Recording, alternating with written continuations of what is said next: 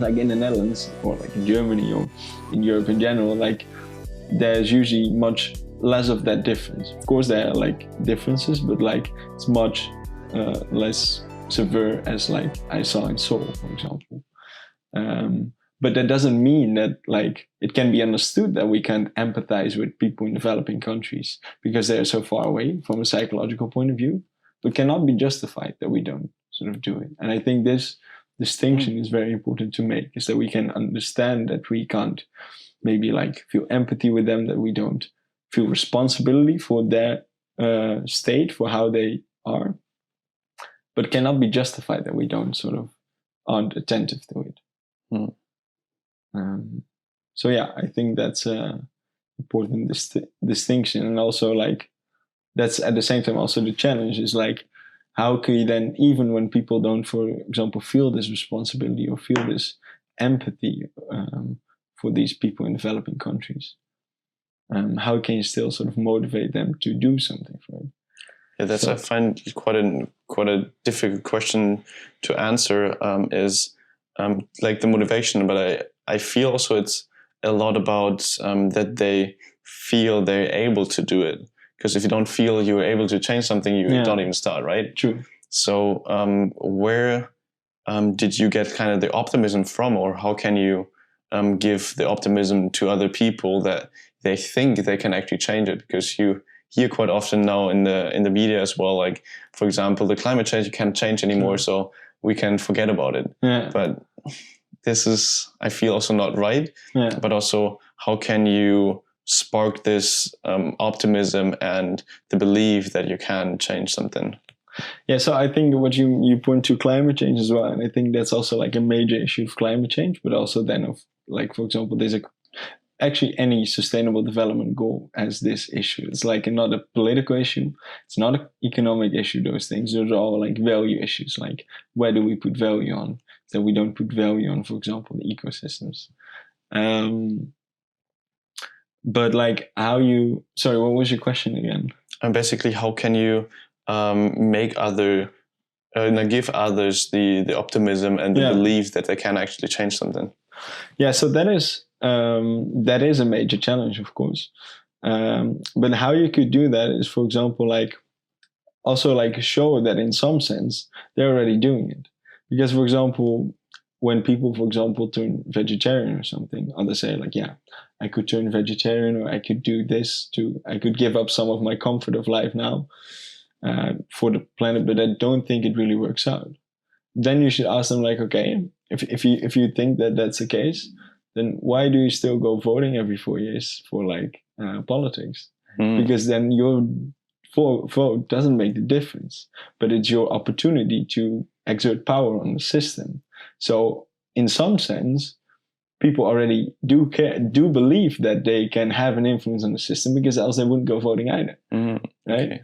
But sometimes it's from the fact that they just try to maybe find a reason not to take action because it's still stepping out of your comfort zone. But to battle that, I think you should try to create like life-affirming services that satisfy the interest of the person itself, but at the same time also contribute to the general interest. So that is what we try to do with Impulse as well. We give consumers the opportunity to compensate the carbon emissions. And if they compensate, usually people feel better themselves as well. Although it's really low threshold, they contribute just a few cents. They feel more positive themselves as well. So we're perfectly fine if you choose to compensate carbon emissions because it makes you feel good. And in the end, you also contribute to something larger than yourself. A nice example is, for example, in the Netherlands, we have this chocolate brand called Tony Chocolonely. They have like a proper supply chain, like without any slaves, all fair trade, etc. People can buy it because of that, if they feel responsibility to those people, if they feel like, if they feel empathy for those people. But they can also just buy it because they like the chocolate. Yeah. And then you can, if you create these services that people, or products that people choose, just because it's a good product, just because it serves their own self-interest, but indirectly also contributes to like the common interest. I think that's a great way to start with. And then later on, I think if you start a behavior and then you let show the people that actually their behavior is already quite correct by buying the chocolate bar, then later on maybe the attitude comes as well.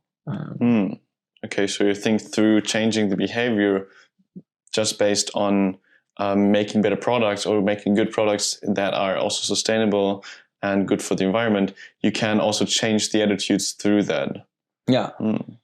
And another question I got is then you talked about the emotions you need to connect to people in order to make them feel, okay, there's something not right, or to make them change, make something changing.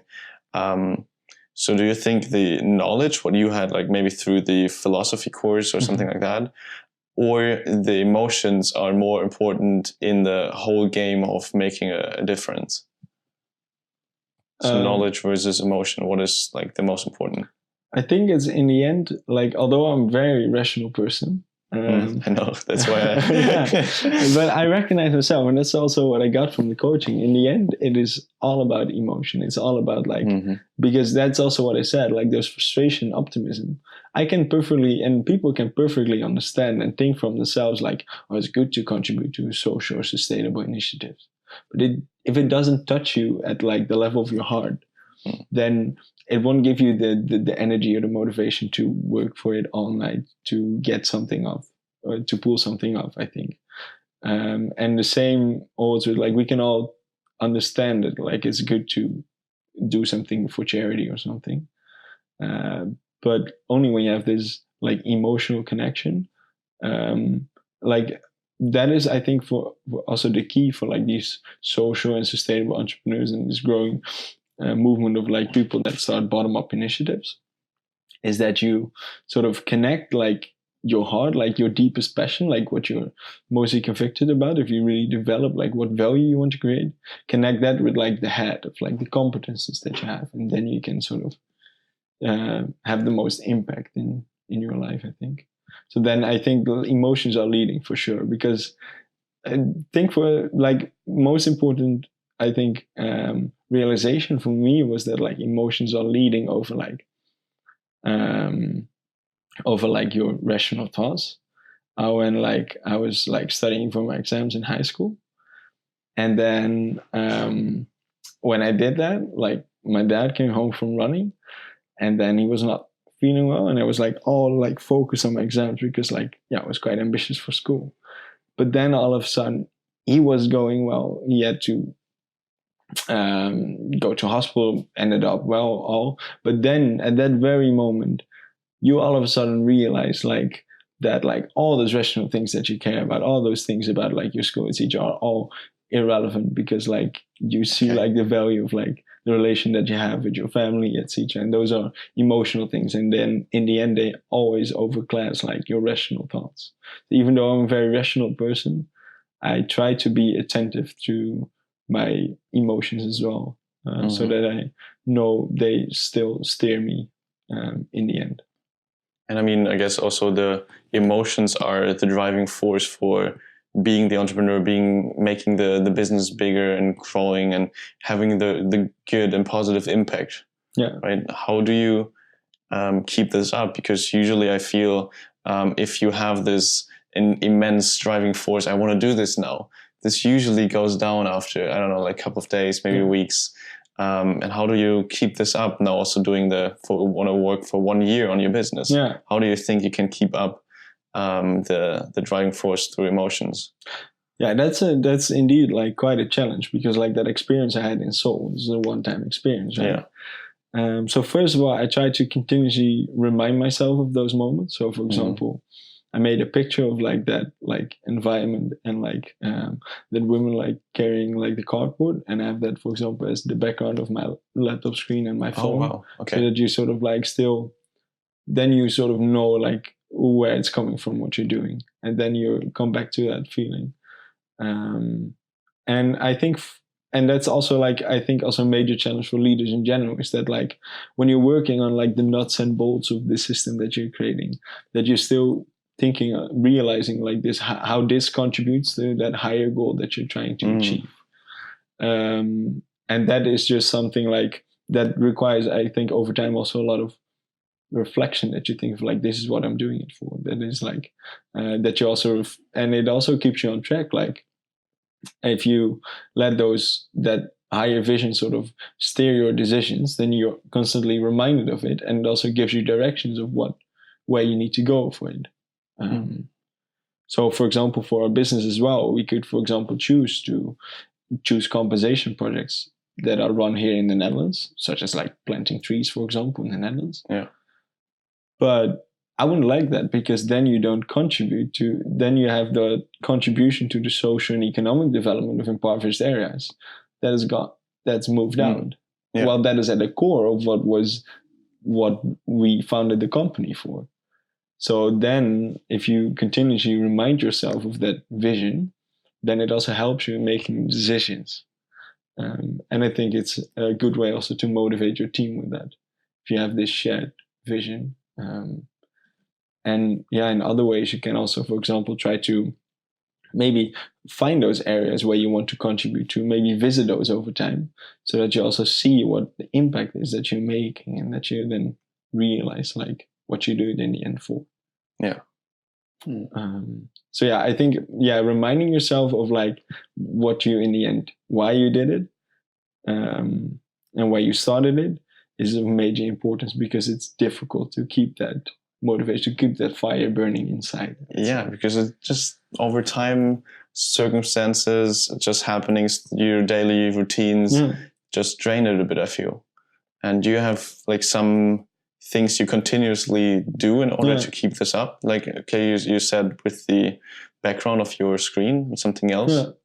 Yeah, so, but it's also like when you're so deeply reminded of it, and when you know from yourself that it's like the core of your passion, you also feel when you're moving away from it, that sort of and that's like a fear. If you're too caught up in your job, then there's this danger of like falling aside. For example, we see with our business as well that there are like many more related work areas which you can much more easily actually gain a revenue and maybe make a profit. Mm-hmm.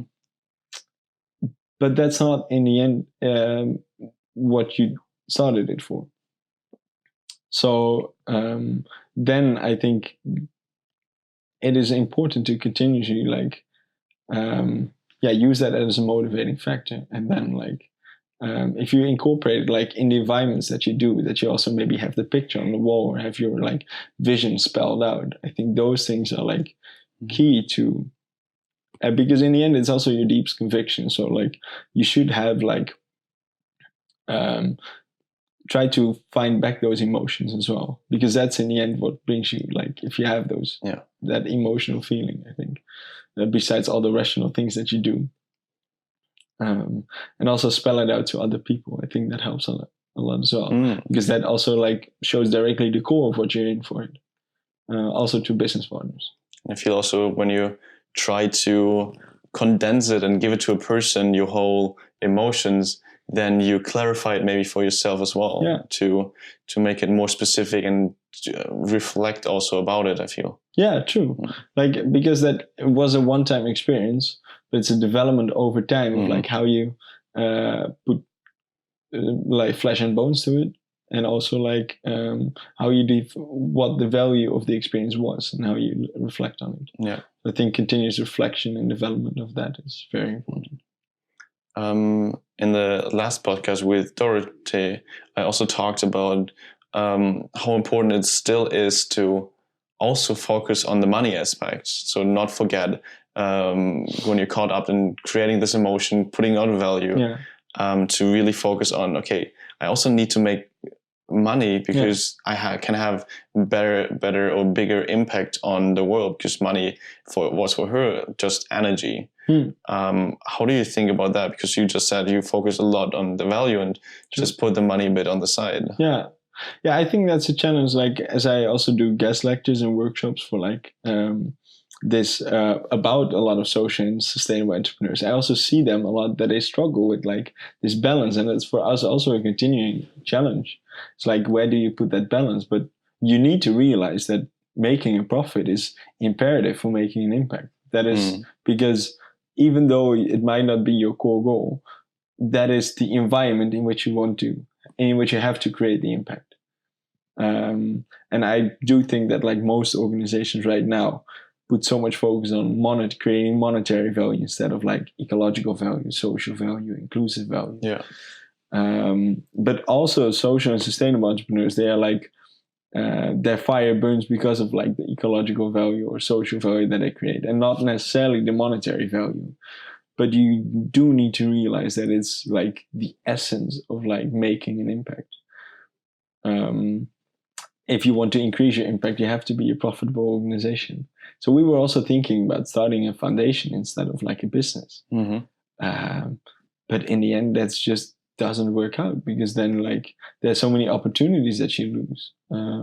But then you come with another challenge, is that like you want to be an impactful business, which is not solely about like making a profit. So then you should be really transparent to show like that you're actually that type of business, because it's not granted anymore. You're allowed to make a profit. Whereas as a foundation, all the profits are like fed into the goal that you make, that you strive for. So then there's just another challenge. But yeah, making profit is imperative.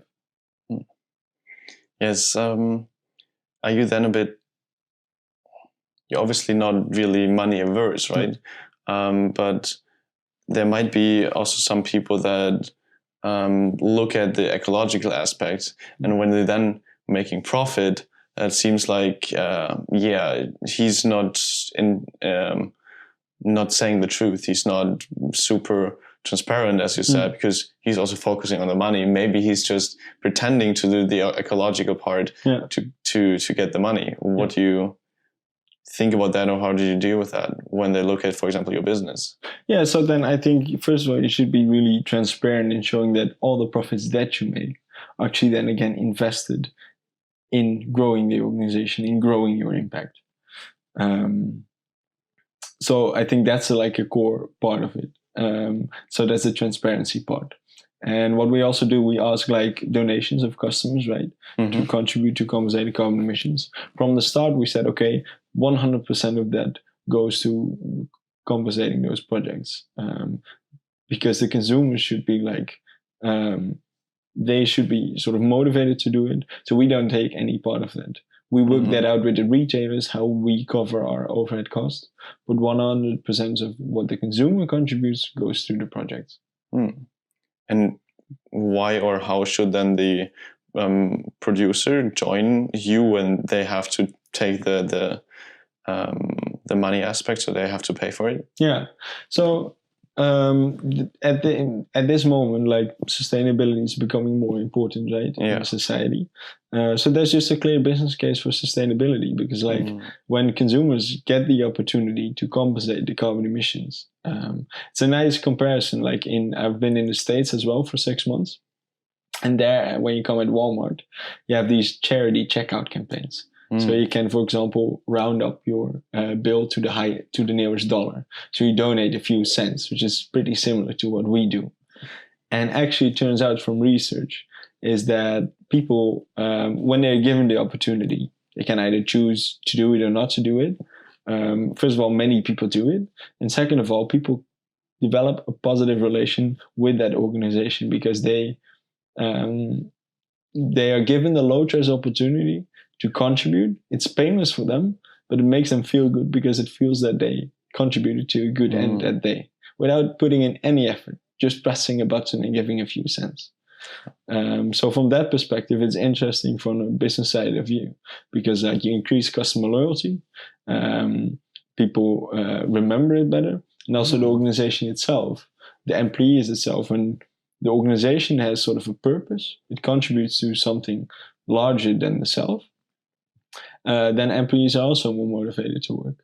So that is sort of like, that in the end results in some revenue growth, and that is like the business case that is made for such sustainable initiatives. So that's why businesses would be in for like such a carbon compensation service. That's interesting. Yeah. Okay. And that's also a good thing, I think. That's what I mentioned is like, you have some pioneering organizations that are like in the coalition of the willing, that see the intrinsic value of sustainability. And then they don't mind if it goes at the cost of part of their revenue. But to win over those other organizations, you have to develop products that they sort of accept out of self-interest for their own revenue, but at the same time also satisfy the common interest for like people in, for example, developing countries, etc. So I think that is like that sweet spot where you have to be, and where I would like to be with like developing products and services. That you develop services that people just inherently enjoy, like the chocolate bar, but also contribute to like something larger without the people even needing to care about those people. Yeah. I think those are like magical things, and like some products do that really well. And you, with your business, but also your other engagements, where do you want to head in, let's say, the next?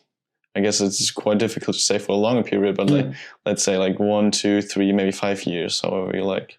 Yeah. So we've developed like this this spot on the horizon, this North Star for our organization, is that also with like my talking, etc., which I still really like, and it should always be a part of like what I do.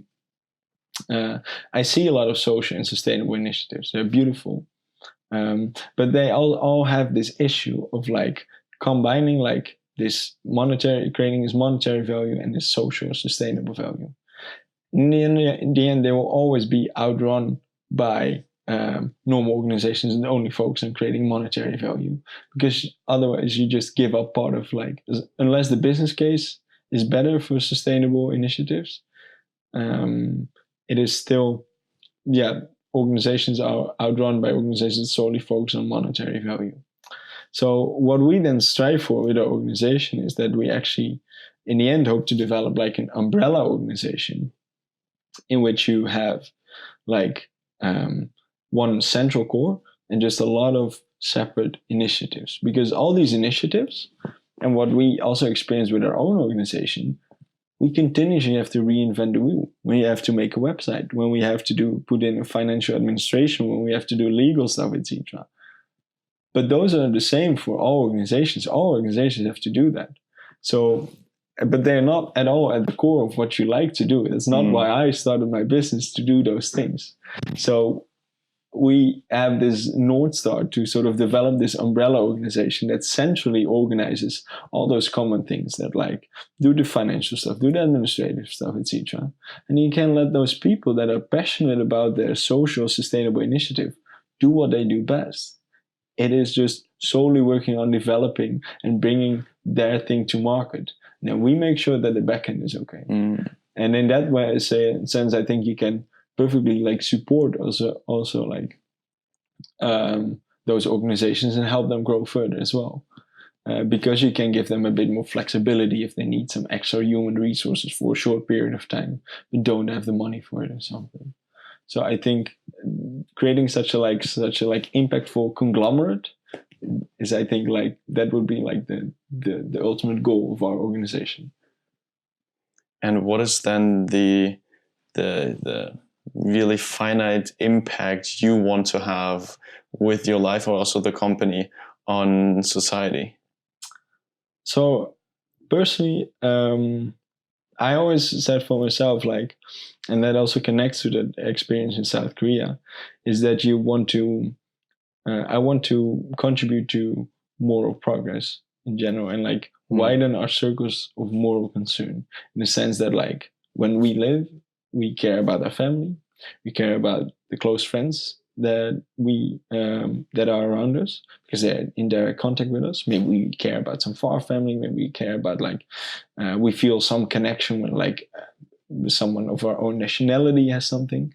But I think that, and that's also at the core of like all the issues that are behind our sustainable development goals, like poverty, inequality, not good health, not good schools, like climate change, etc., is that we should widen our circles of moral concern to encompass a complete planet. That we feel responsibility for taking care of the ecosystem because it's intrinsically valuable, and not just as a means for us. And I think like stepping away from this like human-centric view on the world, but more like the ecosystem-centric view.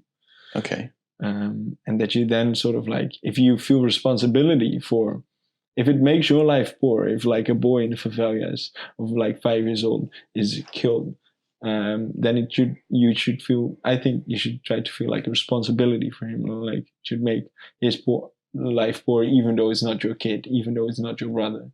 And in that sense, that we sort of care for each other. And I think also that's the direction that we're moving, because if you look like in history, like in the Roman times, for example, it's perfectly normal to have slaves, for example. But now that would be completely ridiculous, because now they've sort of entered our circles of moral concern. We don't accept that anymore. For women as well, they've been at a disadvantaged position for a very long time. Who could have thought that, like, at the end of the 19th century, they still didn't really have as many rights as like guys had. And now it would be like completely ridiculous if that wouldn't be the case, right? If you now look in hindsight, like, how could we found that normal back then, right? Even the smartest people back then found that normal. So I think it's important to sort of identify those things in our current society, like, what would our kids look back at our young time, and would then find like completely ridiculous that we find this normal. And I think that is an aspect is then that we sort of like are completely negligent to like the inequalities, and like not taking responsibility for like the people in developing countries. I like that question. Like, what would our kids, or even we, when we are older and like 80 or 90, and we're sitting in our armchair and pondering about life and our past life, what will we say then about our life currently, how it is, how we did our life? So whether it was impactful or just valuable to live, but also include this then, okay, is that what we're doing right now ethically correct, based on, if you take the reflection of when you're old and sitting in your armchair, would you want to have done this or that? Find this a really good reflection. And I use this also quite often, so that's why that's it's really sweet. cool. Yeah, it is, because then you take that, like, all of a sudden you sort of take a distance from like how it is, you take this third person perspective, right? That's super important. And yeah, I think that helps a lot also in identifying like because there's so many things in our environment that we can consider normal, but actually are just like utterly ridiculous if you properly think about them. Yeah. And I think if you can identify these spots, and then it comes to like finding a growing group of people that sort of sees the value of this, and then I think sort of working towards that moral progress. I also find, for example, there's this growing movement of like global citizens, it's called. There's people that are not seeing themselves bound, for example, to like a specific country or something, but like as a citizen of the world.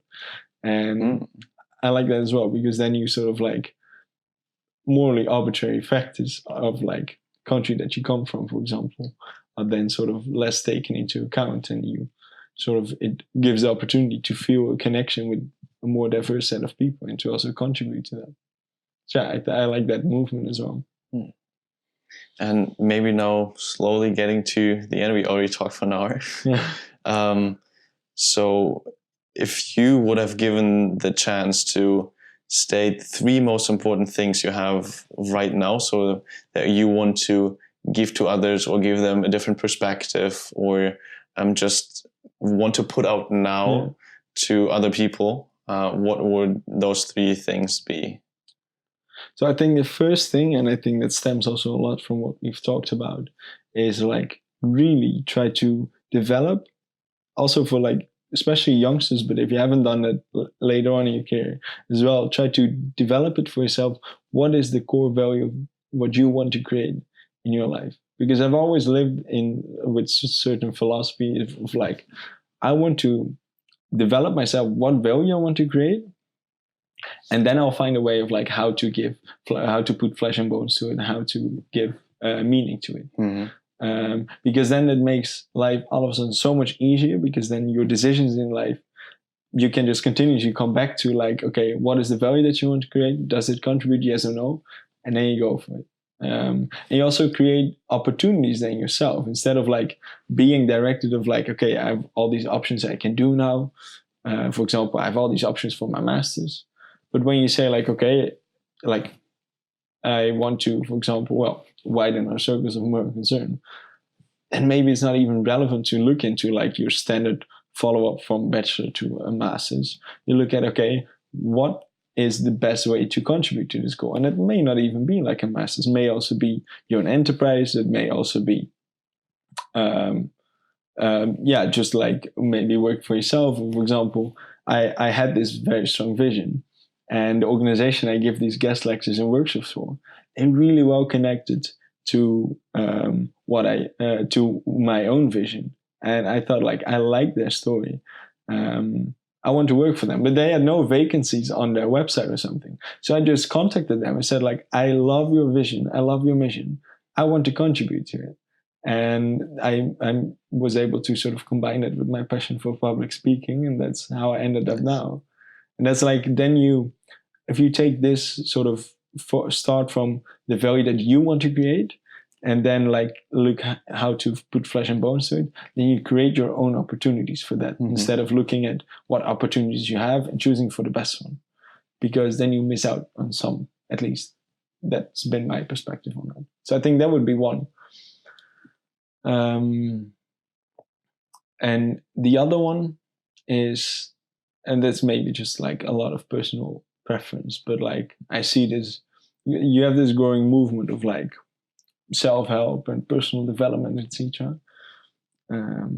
I think it's good that people are aware of that, but it's also sort of like a luxury thing on the one hand, because it's so much focused on the self.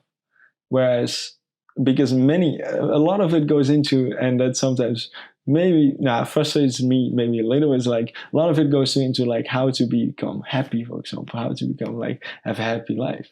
But what I found actually was that like when I started try to contribute to like widening our circles of moral concern, contributing, feeling responsibility to other people, is that I didn't really focus anymore on my own well-being, but that came at second place. It was like creating an impact and helping those people came in first place. And then that gives you such a feeling of transcendence, of being contributing to something larger than the self. It's like the top of Maslow's pyramid, right? Yes. And that made me all of a sudden much happier than just really focusing on like, oh, how could I become more happy? So I think like really focusing on like try to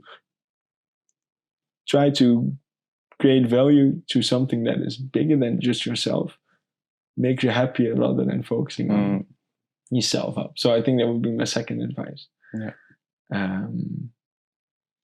And then I think third advice is like, if you have developed like what value you want to create, then really try to sort of square it with like your competences. What I earlier mentioned as well, like connect the heart with the head. So like, because people give, for example, a lot of value to like these successful, sustainable entrepreneurs. You have a Fairphone, you have like a Dopper, you have like Tony Chocolonely, you have these very interesting social enterprises that become really big, the Plastic Bank, Grameen Foundation, and then people aspire that. But not everyone is fit for like being an entrepreneur. Not everyone is fit for like working in an organization. So try to like do not be too much sort of like directed towards like, or because people put a lot of value on like starting your own initiative, go for that. I would like, there's various ways in which you can make an impact. If it's not within your career, you can also say like, I want to make a lot of money in my career. Then I can put some of that money to like a good end. That's also a way in which you can make an impact. So just really try to find the best match of your competences with your deepest passion, and then let it be irrelevant of like what society necessarily puts value on. Because then that gives you, but that requires certain independency of what other people think from you.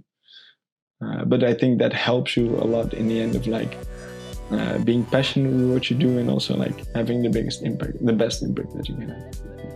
So I think those would be my 3 advices or tips. Thank you so much for sharing it, and also really I appreciate the effort you put in, the sustainability that you put so much value in your company and spreading it through this. So amazing how you do this. And obviously, thank you for joining. Yeah, thanks a lot, man. Thanks a lot.